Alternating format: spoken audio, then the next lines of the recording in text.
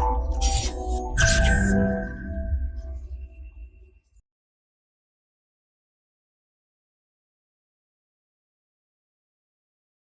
friends, this is Gautam Pandey coming up with the next round of News Simplified. In this video, we will discuss about National Air Sports Policy. First of all, let us see why it is in news. देखिए recently ministry of civil aviation ने एक draft national air sports policy को public domain में रखा है feedback के लिए।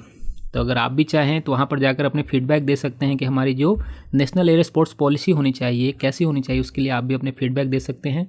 इसके लिए आपको जाना होगा civilaviation.gov.in है, वहाँ पर जाकर आप अपने फीडबैक दे सकते हैं। देखिए फीडबैक के लिए लास्ट डेट हमारी रखी है गवर्नमेंट ऑफ इंडिया ने 31 जैन 2022 के लिए। तो 31 जैन तक आप चाहें तो अपने फीडबैक आप भी दे सकते हैं। देखिए गवर्नमेंट ऑफ इंडिया जो ये पॉलिसी लेकर आई है, इसके पीछे गवर्नमेंट ऑफ इंडिया का कहना है, सिविल एविएशन मिनिस्ट्री का कहना है कि इंडिया के पास जो पोटेंशियल है, एक लार्ज पोटेंशियल है जो हमारे एयर स्पोर्ट्स हैं उसको बढ़ावा देने के लिए।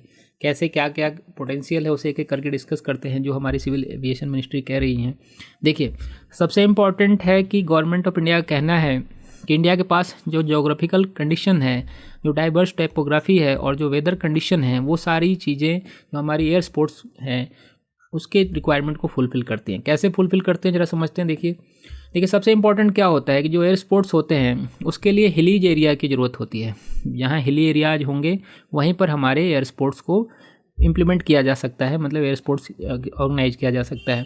तो जो हमारे इंडियन कंटेक्स्ट में बात करें तो आप देखिए जो हमारी जो हिमालयन स्टेट्स खास करके नॉर्थ ईस्ट में देख रहे हैं हम, पूरा का पूरा नॉर्थ ईस्ट हिलीज एरिया है। अगर आप नॉर्थ की तरफ बात करें तो उत्तराखंड हो, हिमाचल प्रदेश हो, जम्मू एंड कश्मीर हो, लद्दाख हो, और साथ ही साथ अगर साउथ इंडिया में हम बात करें तो जो हमारा वेस्टर्न घाट वाला एरिया है, यहाँ पर भी हम केरला, कर्नाटका, तमिलनाडु में भी हिली एरिया देख रहे हैं, और साथ ही साथ महाराष्ट्र के कुछ एरिया में भी हम हिलीज एरियाज़ को देख सकते हैं। तो जो कंडीशन है जो हिली एरियाज वालों वो पहले फुलफ़िल हो रही है। दूसरी जो हमारी वेदर कंडीशन है, वेदर कंडीशन कैसे देखिए, जो एयर स्पोर्ट्स होते हैं उनके लिए क्लियर स्काई की ज़रूरत होती है। क्लियर स्काई जहाँ होगी वहीं पर एयर स्पोर्ट्स एक्टिविटीज़ को किया जा सकता है। तो ऐसे में समझिए हमारे इंडियन कंटेक्स्ट में बात करें तो अगर तो 8 से लेकर 10 मंथ तक आप देखिए कि जो हमारे स्काई होता है वो क्लियर होता है। बाकी अगर 2-3 मंथ हम देखेंगे तो देखेंगे कि जो हमारा उस समय से मानसून या रेनी सीजन होता है उस समय ही हमें कुछ एरिया में, हिली एरियाज में इस तरह की कंडीशन देखने को मिलते हैं जहाँ पर एयर स्पोर्ट्स एक्टिविटीज़ नहीं हो पाती है। बट तो 2 कंडीशन जो हमारे हैं ये फुलफ़िल हो रही हैं एयर स्पोर्ट्स के लिए। दूसरा अगर हम बात करें तो देखेंगे कि गवर्नमेंट का कहना है कि जो हमारे पॉपुलेशन है वहाँ का एक लार्ज स्केल पॉपुलेशन यंग है। अगर गवर्नमेंट ऑफ इंडिया की डेटा की हम बात करें तो हम देखेंगे इंडिया में 28% अप्रॉक्स समझिए 15 से लेकर 29 ईयर एज ग्रुप के लोग रहते हैं। तो समझिए एक लार्ज स्केल जहाँ की जनसंख्या पूरा पॉपुलेशन का 28% यंग हो, तो वहाँ पे इस तरह की एयर स्पोर्ट्स पॉलिसी लाना और फुलफ़िल करना उनके लिए बहुत इंपॉर्टेंट हो जाता है। और ख़ास करके जहाँ पर एडवेंचरस स्पोर्ट की डिमांड बढ़ती जा रही हो। करंट में आपने देखा होगा कि जहाँ भी छोटे मोटे स्तर पर अभी भी हिमाचल और देखते होंगे आप कि उत्तराखंड वगैरह में, कुछ साउथ इंडिया में भी कुछ एरिया में अगर जो एडवेंचरस स्पोर्ट्स वगैरह होते हैं उसके लिए जो हमारी यंग पॉपुलेशन है वो वहाँ की तरफ ट्रेवल करती रहती है। तो ऐसे में समझिए कि गवर्नमेंट का ये जो एजम्पशन है कि इस तरह की जो डिमांड्स हैं एयर स्पोर्ट्स के लिए वो सारी चीज़ें फुलफ़िल हो रही हैं। इसलिए भी ज़रूरी है कि इंडिया में एक एयर स्पोर्ट्स पॉलिसी बनाई जाए और जितने भी एयर स्पोर्ट्स हैं उन्हें बढ़ावा दिया जाए। और कौन कौन से इंपॉर्टेंट पॉइंट है ज़रा देखते हैं हम। देखिए जो ड्राफ्ट पॉलिसी लाई गई है उसमें कुछ गेम्स को शामिल करने की बात की गई है। कौन कौन से गेम्स जरा एक एक करके हम देख लेते हैं। इसमें देखिए बहुत सारे गेम्स ऐसे भी हैं जिनके तो हो सकता है इंडिया में बहुत सारे लोगों ने नाम तक ना सुना हो, उसे एक एक करके हम डिस्कस करते हैं। देखिए पहली बात है एरोबेटिक्स को शामिल करने की बात की गई है। एरोबेटिक्स आप समझ सकते हैं कि हवा में आपने देखा होगा कि छोटा सा प्लेन होता है, कुछ अपने जो भी फ्यूल के जलने से जो निकलते हैं उसके साथ स्मोक वगैरह, उससे एक डिज़ाइन वगैरह बना देता है। तो इस तरह के एरोबेटिक्स वगैरह होता है।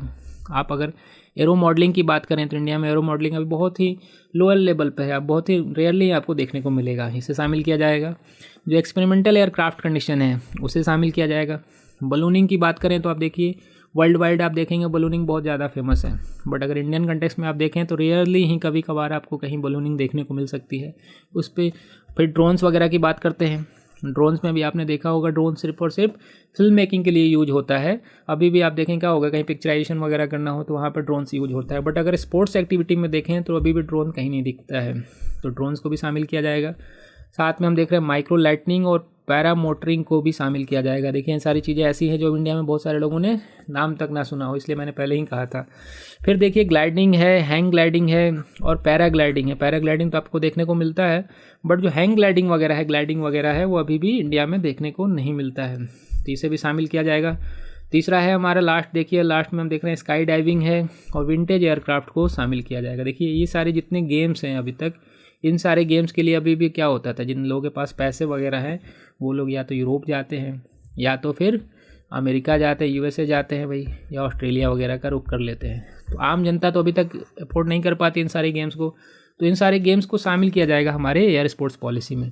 आगे कौन कौन से की फाइंडिंग्स हैं, की फीचर्स हैं जो इस ड्राफ्ट में बताया गया है, उसे एक एक करके डिस्कस करते हैं। चलिए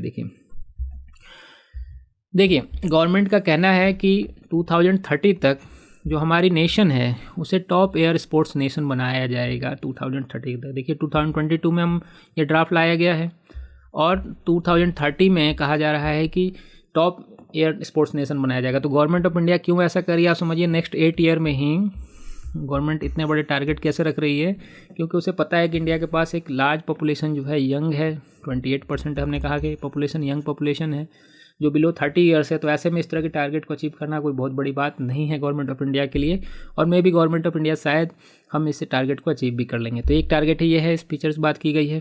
दूसरा कहा गया है कि जो जैसे अभी तक स्पोर्ट्स फेडरेशन ऑफ इंडिया होता था, जितने भी स्पोर्ट्स होते थे उसके लिए, उसके अलग से एक air sports federation of India establish किया जाएगा, जो कि हमारी सिविल मिनिस्ट्री जो है, सिविल एविएशन मिनिस्ट्री, उसके अंडर में काम करेगी। साथ ही साथ जितने हमने अभी तक स्पोर्ट्स की बात की, उन सब का अपना अलग एसोसिएशन बनाया जाएगा, और सारे ये हमारे ASFI है, जो air sports federation of India, उसके अंडर में ही काम करेंगे। तो ये हो गई दूसरा पॉइंट। और कौन कौन सा इंपॉर्टेंट पॉइंट है, जरा देखते हैं।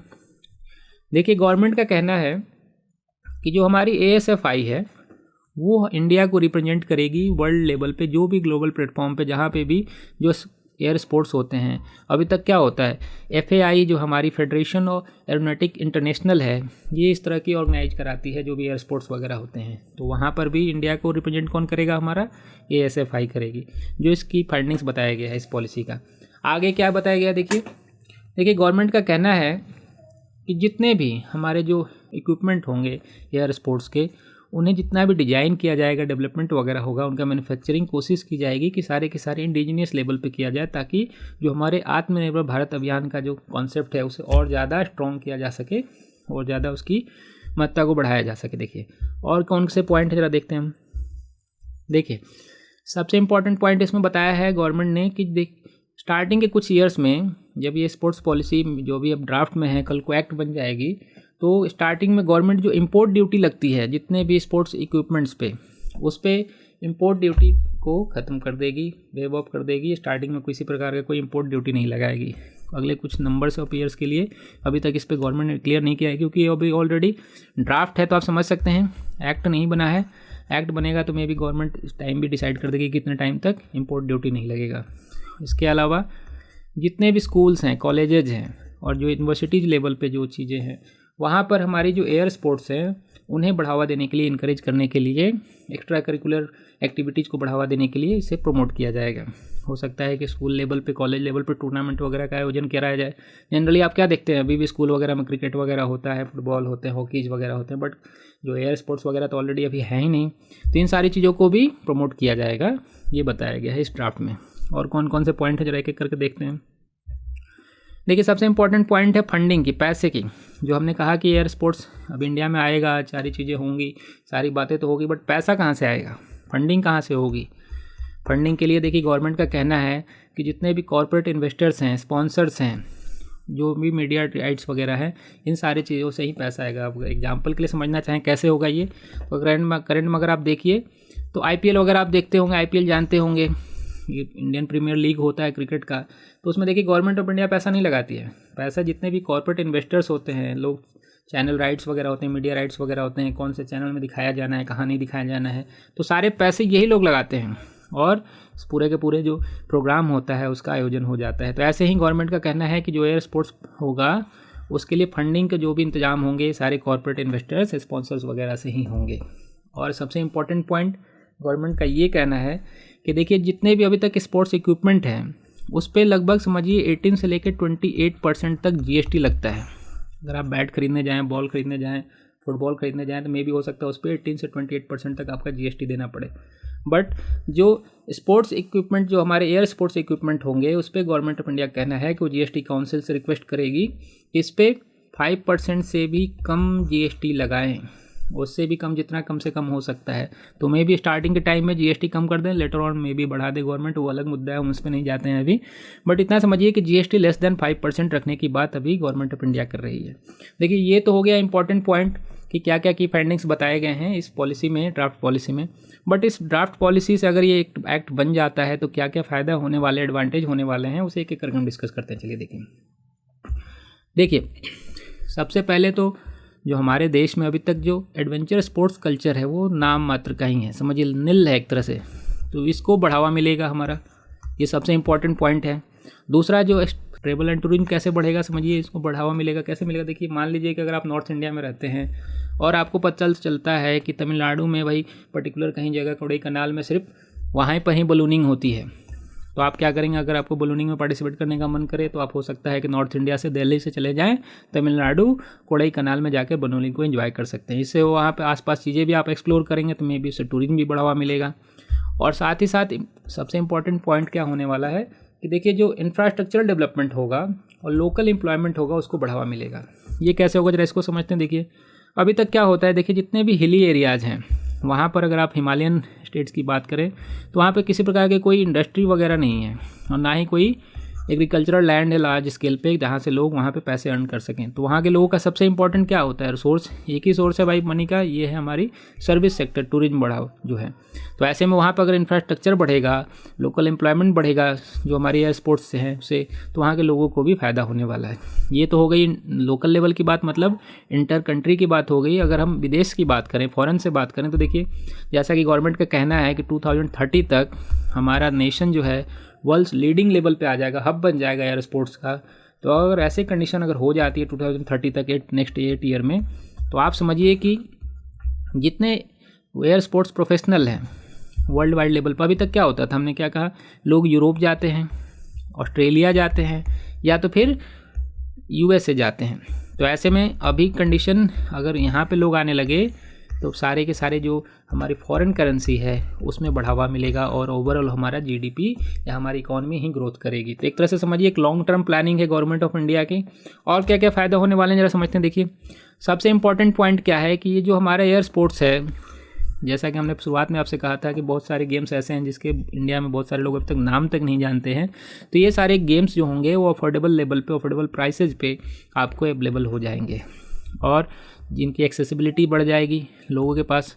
और सबसे इम्पॉर्टेंट पॉइंट है कि जो एयर स्पोर्ट्स में हमारी जो सेफ्टी और सिक्योरिटी फीचर्स होते हैं सबसे इम्पॉर्टेंट होता है।